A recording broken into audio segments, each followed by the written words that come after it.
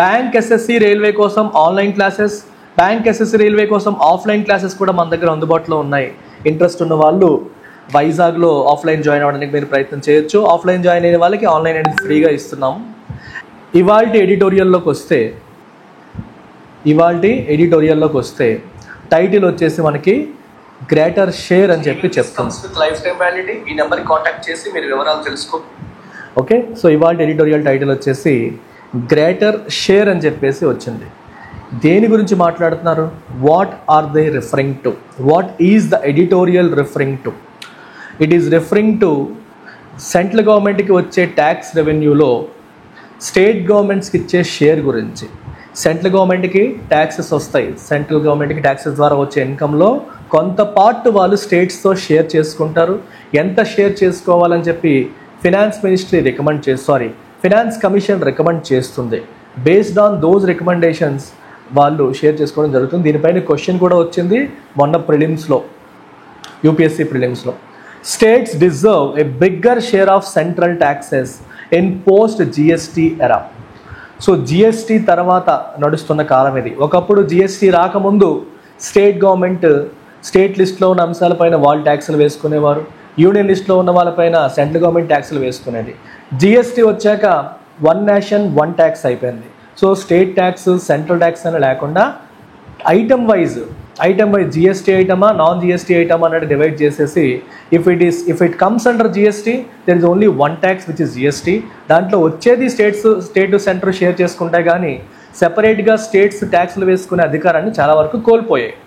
So post GST ఎరా అంటే ఈ కాలంలో states deserve a bigger share of central taxes. Central గవర్నమెంట్కి వచ్చే ట్యాక్సెస్లో states deserve a bigger share. ఎక్కువ వాటా స్టేట్స్కి ఇవ్వాల్సిన అవసరం ఉంది. ఎందుకంటే స్టేట్స్కి ఖర్చులు ఎక్కువ ఉన్నాయి. ఆ ఖర్చులు తగ్గట్టుగా వాళ్ళకి ఎక్కువ వాటా ఇవ్వాల్సిన అవసరం ఉంది అని చెప్పేసి అంటున్నారు. Prime minister Narendra Modi's exhortation to the chief ministers gathered at the 10th Governing Council meeting of Niti Aayog over the weekend in Delhi that the center and state should come together as Team India to propel the country forward is a good sentiment, but it belies reality. చూసారా ఏం రాశారో? The prime minister Narendra Modi's exhortation అంటే గట్టిగా ఇచ్చే request కావచ్చు, urge కావచ్చు. Request అని కాదు, ఒక అర్జ్, ఒక స్టేట్మెంట్.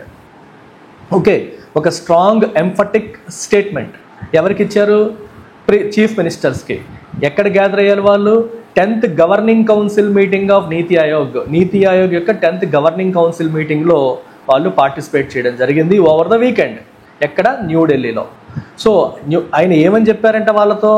ఎగ్జార్టేషన్ అంటే గట్టిగా చెప్పారని. ఏం చెప్పారు? That the centre and state should come together. Centre మరియు స్టేట్స్ చెయ్యి కలపాలి. They should come together as team India. Centre వేరు స్టేట్స్ వేరు అన్నట్టు కాకుండా ఇద్దరు కలిసి చెయ్యి కలిసి ఒక టీమ్ ఇండియా లాగా అడుగు ముందుకు వెయ్యాలి. To propel the country forward. దేశాన్ని ముందుకి పుష్ చేయడానికి అటు సెంటర్ మరియు స్టేట్ చెయ్యి కలపాలని చెప్పేసి నరేంద్ర మోదీ గారు చెప్పడం జరిగింది. It is a good sentiment. అది మంచి సెంటిమెంటే, కానీ ఇట్ బెలైస్ రియాలిటీ. అది రియాలిటీని వ్యతిరేకిస్తుంది. ఇన్ఫ్యాక్ట్ ఆయన బయటకి సెంటరు స్టేట్స్ కలవాలని చెప్తున్నారు, కానీ ఇన్ రియాలిటీ ఏం జరుగుతుందమ్మా? ఇక్కడ సెంటర్ స్టేట్స్ యొక్క హక్కుల్ని కాలరాస్తోంది. సో బెలైస్ రియాలిటీ అంటే అర్థం ఏంటమ్మా? It fails to give a true picture. అది రియాలిటీ కాదు, రియాలిటీకి ఆపోజిట్గా ఉంది. సెంటర్ స్టేట్స్కి అంతగా సహకారం చేయట్లేదు అనేది పాయింట్, కానీ బయటికి మాత్రం ఆయన టీమ్ ఇండియా అంటున్నారు, చేతులు కలిపి ముందుకెళ్ళాలి అంటున్నారు. The centre states relationship right now is a one way street. Centre states మధ్య ఉన్న రిలేషన్షిప్ ఎలా ఉంది ఇప్పుడు? వన్ వే స్ట్రీట్ లాగా ఉంది. With the centre resorting to the stick and occasionally to the carrot method to make states comply with its wishes. తను ఏదైతే కోరుకుంటుందో వాటిని సెంటర్ యొక్క విషెస్ అంటాం. ఆ విషెస్కి స్టేట్స్ కంప్లై అయ్యేలాగా, అంటే సెంటర్ కోరుకునేలాగా స్టేట్స్ ప్రవర్తించేలా చేయడం కోసం సెంటర్ ఏం చేస్తుంది? It is resorting to stick and carrot method. Stick అంటే నేను చెప్పినట్టు చేయకపోతే మీకు పనిష్మెంట్స్ ఉంటాయి. పనిష్మెంట్స్ అంటే మీకు ఇవ్వాల్సిన గ్రాంట్స్ ఆపేస్తాము, మీకు చేయాల్సిన హెల్ప్ చేయడం మానేస్తాము అన్నట్టుగా పనిషింగ్ మెథడ్లోకి వెళ్తుంది. And occasionally to the carrot అంటే ఇన్సెంటివైజ్ చేయడం. నేను చెప్పినట్టుగా చేస్తే మీకు ఇన్సెంటివ్స్ ఇస్తాను, అడిషనల్ గ్రాంట్స్ ఇస్తాను అని చెప్పడం. సో స్టేట్స్ సెంటర్ ఆడే ట్యూన్స్కి డ్యాన్స్ చేసేలాగా, సెంటర్ ఏం కోరుకుంటే అది స్టేట్స్ చేసేలాగా centre stick and carrot method వాడుతోంది. అంటే చెప్పిన మాట వినకపోతే పనిష్ చేయడం, వింటే ఇన్సెంటివైజ్ చేయడం లాంటివి చేయడం అనేది జరుగుతుంది. సో సెంటర్ ఆడినట్టుగా ఆడే తోలుబొమ్మల్లాగా స్టేట్స్ అయిపోయే పరిస్థితి వచ్చింది. సో ఇది వన్ వే స్ట్రీట్ లాగా మారిపోయింది. The states are finding it increasingly difficult to voice their often genuine and serious grievances at the national level, since federal bodies such as the Niti Aayog Governing Council or the GST Council do not meet often.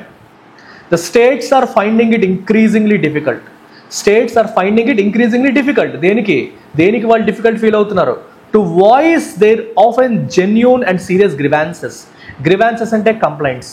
Grievances అంటే complaints లేదా problems లేదా issues. వాళ్ళకున్న ప్రాబ్లమ్స్ని, ఇష్యూస్ని, గ్రీవాన్సెస్ని వాళ్ళు voice చేయడం అంటే బయటికి వ్యక్తపరచడం. బయటికి వ్యక్తపరచడానికి they are finding it increasingly difficult. అంత ఈజీగా అనిపించట్లేదు, అది వాళ్ళకి కష్టం అవుతుంది.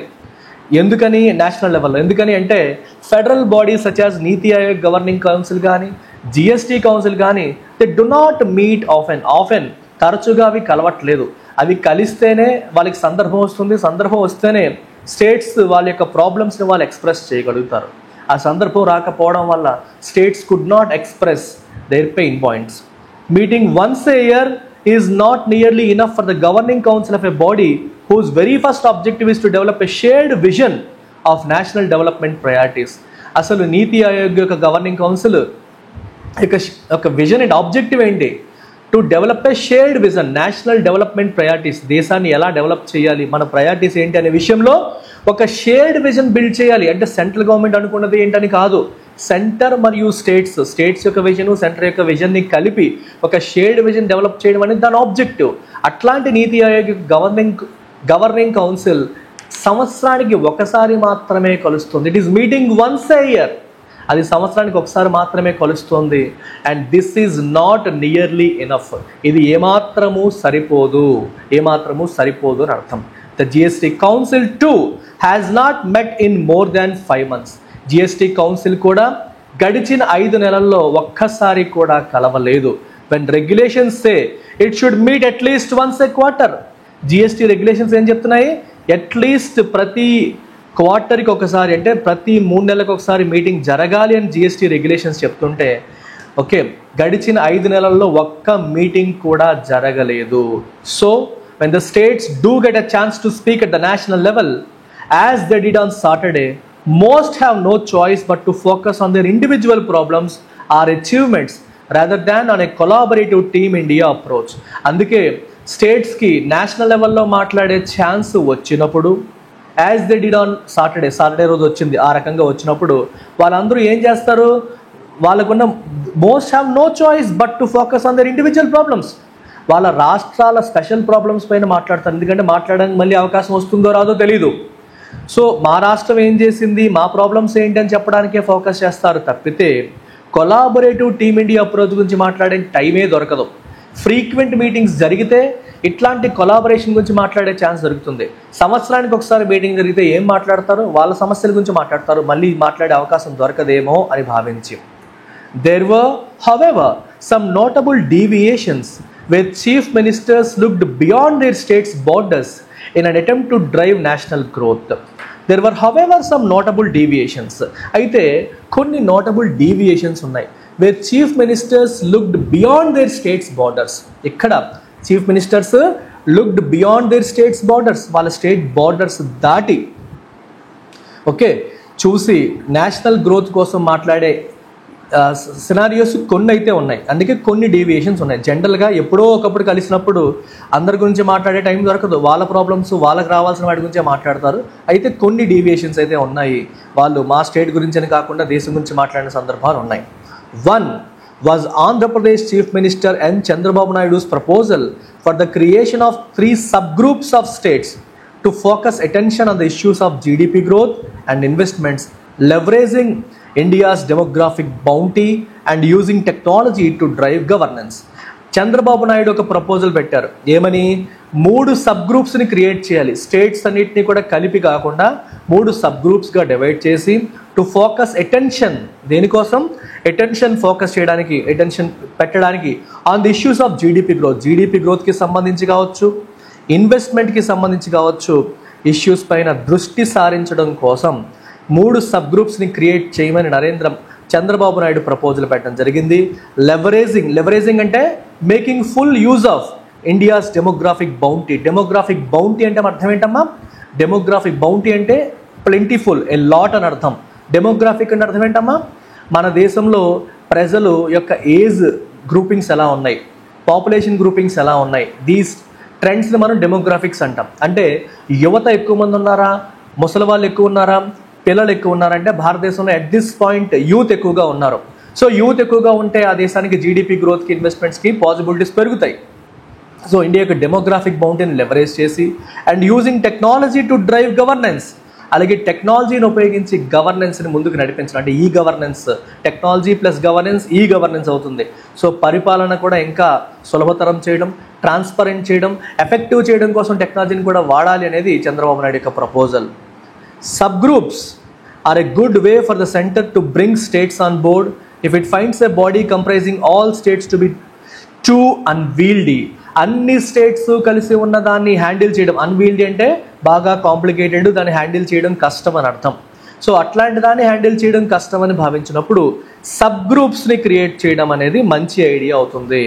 It will be good idea to create sub groups. అప్పుడు సబ్ గ్రూప్స్ని హ్యాండిల్ చేయడం ఈజీ. ఒక 6-7 స్టేట్లు కలిపి ఒక గ్రూప్ అయ్యింది అనుకోండి, వాటి మీద ఫోకస్ చేయడం ఈజీ. అన్నిటిని కలిపి ఫోకస్ చేయడం కొంచెం అన్వీల్డీ అయ్యే అవకాశం ఉంటుంది, అంటే కొంచెం డిఫికల్ట్ అయ్యే అవకాశం అనేది ఉంది. కాబట్టి it is better to handle them separately. Okay, if something is unwieldy, it is too heavy, దాన్ని హ్యాండిల్ చేయడం కష్టం అన్నట్టు. The most notable pan India suggestion was probably Tamil Nadu Chief Minister M.K. Stalin's call for the center to share 50% of its tax revenue with the states, up from the current formula of 41%. మొన్న ఎగ్జామ్లో ఈ question వచ్చింది. మనకి centre నుంచి స్టేట్కి finance minister 45% recommend చేసిందని చెప్పి వచ్చింది. బట్ ఇది ఆ స్టేట్మెంట్ తప్పు. Correct answer is 41%. ఇది నిన్న నేను ఎకానమీ క్వశ్చన్స్ ఎక్స్ప్లెయిన్ చేశాను, దాంట్లో కవర్ చేయడం జరిగింది. సో ఎంకే స్టాలిన్ ఏమంటారంటే 50% ఆఫ్ ట్యాక్స్ రెవెన్యూ స్టేట్స్తో షేర్ చేయండి. ఇప్పుడు ఫార్ములా 41% సరిపోదు, 50% ఆఫ్ యువర్ ట్యాక్స్ రెవెన్యూ స్టేట్స్తో షేర్ చేయమని చెప్పేసి తమిళనాడు చీఫ్ మినిస్టర్ ఎంకే స్టాలిన్ పిలుపునిచ్చారు. This is an issue that certainly requires more discussion. ఇది ఎటువంటి ఇష్యూ అమ్మా? More discussion, something that requires more discussion. ఎక్కువ డిస్కషన్ జరగాల్సిన ఇష్యూ ఇది, the implicit condition behind the centre providing states compensation for any losses arising out of GST for 5 years was that the states would use this time to bolster their own tax revenues. బేసిక్గా GST తీసుకొచ్చినప్పుడు ఒక 5 years పాటు మేము compensate చేస్తామని చెప్పేసి central government చెప్పింది. ఎందుకంటే GST రావడం వల్ల, ట్యాక్స్ సిస్టమ్ ఒక్కసారిగా మారిపోవడం వల్ల ఒక్కసారిగా స్టేట్స్కి వచ్చే రెవెన్యూస్ తగ్గే అవకాశాలు ఉంటాయి. సో ఈ టైంలో మేము కాంపెన్సేట్ చేస్తాము. ఈ 5 సంవత్సరాల గ్యాప్లో మీ ఓన్ ట్యాక్స్ రెవెన్యూస్ మీరు బోల్స్టర్ చేసుకోండి. బోల్స్టర్ అంటే స్ట్రెంగ్తెన్ చేసుకోండి అనేది అక్కడ ఇంప్లిసిట్, అంటే బయటికి చెప్పకపోయినప్పటికీ అండర్లయింగ్ అజంప్షన్ అది. అయితే while progress on this has been patchy, ఈ విషయంలో ప్రోగ్రెస్ బాగుందా అంటే ప్యాచీ అంటే అంత గొప్పగా లేదు అని అర్థం. With some states doing far better than others, కొన్ని స్టేట్స్ చాలా బాగా చేస్తున్నాయి, కొన్ని స్టేట్స్ బాగా చేయట్లేదు. It has nevertheless been significant. Nevertheless అంటే అయినప్పటికీ సిగ్నిఫికెంట్. ఓకే, కొన్ని స్టేట్స్ బాగున్నాయి, కొన్ని స్టేట్ బాగా చేయనప్పటికీ కూడా స్టిల్ అది సిగ్నిఫికెంట్ అని మనం చెప్పొచ్చు. ఆ ప్రోగ్రెస్ అనేది సిగ్నిఫికెంట్ అని చెప్పొచ్చు. The states combined own tax revenues as a percentage of gross state domestic product grew from 6.6% in 2017-18 to 7.2% in 24-25. State యొక్క జిఎస్డిపిలో స్టేట్ యొక్క ఓన్ ట్యాక్స్ రెవెన్యూస్ యొక్క పర్సంటేజ్ మనం ఒకసారి గమనిస్తే 2017-18లో అది 6.6% ఉంటే 24-25కి 7.2%కి పెరిగింది. On the other hand GST has failed to live up to its potential with net revenues only recently surpassing its pre GST indirect tax levels. అయితే జిఎస్టీ తన యొక్క పొటెన్షియల్ ఫుల్ఫిల్ చేసిందంటే ఫుల్ఫిల్ చేయడంలో ఫెయిల్ అయిందని చెప్పొచ్చు.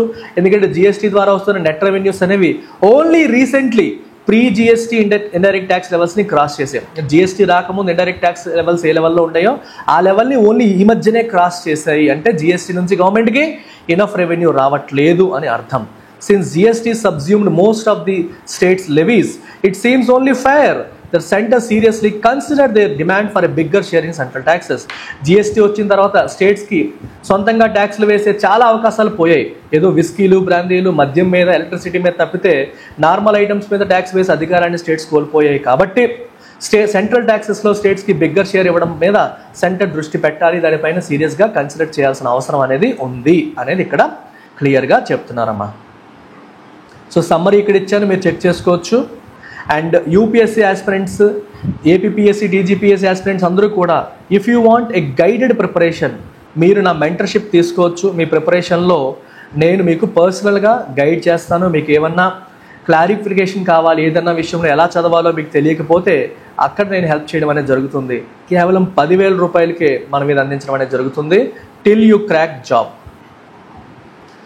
సో మరి ఇవాల్టి RC చూస్తే టోన్ ఆఫ్ ది ఆర్డర్ ఏంటి? It is critical. Central government యొక్క వ్యూని, సెంట్రల్ గవర్నమెంట్ యొక్క అప్రోచ్ని క్రిటిసైజ్ చేస్తుంది కాబట్టి దీన్ని క్రిటికల్ అని చెప్పాలి. స్టేట్ గవర్నమెంట్స్ని సెంట్రల్ గవర్నమెంట్ పట్టించుకోవట్లేదు అనే విషయాన్ని చెప్తోంది. మెయిన్ ఐడియా ఏంటి? I want you to answer this question. మీరు ఆన్సర్ చేయండి, చదవండి. I will wait.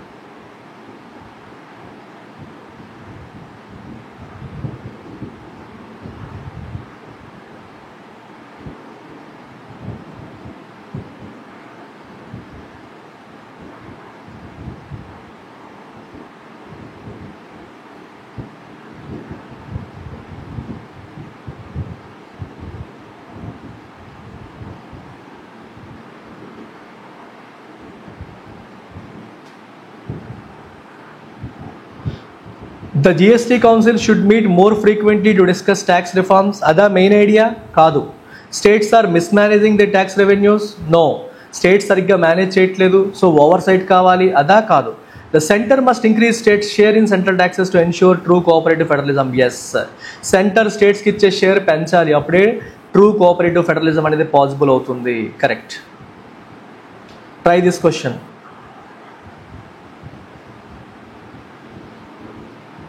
చూస్తున్న వాళ్ళు లైక్ చేయండి అమ్మా. ఫస్ట్ లైక్ చేయకుండా చూస్తున్న వాళ్ళంతా కూడా ఒక్కసారి hit the like button please. What can be inferred from the passage titled greater share? The centre plans to reduce states share? No, అలా ఏం చెప్పలేదు. All states have failed to improve own tax revenues? అలా ఏమీ లేదు. Current framework of centre state fiscal relations is perceived as imbalanced. Present ఉన్నది ఇంబ్యాలెన్స్డ్గా ఉంది, సెంటర్కి అనుకూలంగా ఉంది, స్టేట్స్కి అది వ్యతిరేకంగా ఉంది అని ఇక్కడ మనకి క్లియర్గా తెలుస్తోంది. Answer for this question is again C. Assumption the centre is constitutionally obligated to equally share all. Equally share అనేమీ లేదమ్మా. States cannot function without financial aid from center to an extent this is true. Effective cooperative federalism requires fair fiscal devolution and regular consultation. Proper cooperative federalism కావాలంటే ఏం కావాలి మనకి? Fair fiscal devolution. Fair fiscal devolution కావాలి. అలాగే regular consultation కావాలి. Regular consultation అనేది కావాలి. So ఇది కరెక్ట్ ఆన్సర్ అవుతుంది. డివల్యూషన్ అంటే అర్థం ఏంటమ్మా? షేరింగ్. ఫిస్కల్ డివల్యూషన్ అంటే ఫినాన్షియల్స్, మనీ షేర్ చేయడం. అండ్ ఇంగ్లీష్ మాత్రమే ప్రాబ్లం అనుకునే వాళ్ళు ఇంగ్లీష్ ఇన్ఫినిటీ ద్వారా మీ ఇంగ్లీష్ పైన ఉన్న భయాన్ని పోగొట్టుకొని మీరు మీ డ్రీమ్ జాబ్ని సాధించవచ్చు. That's it. Take care. Bye.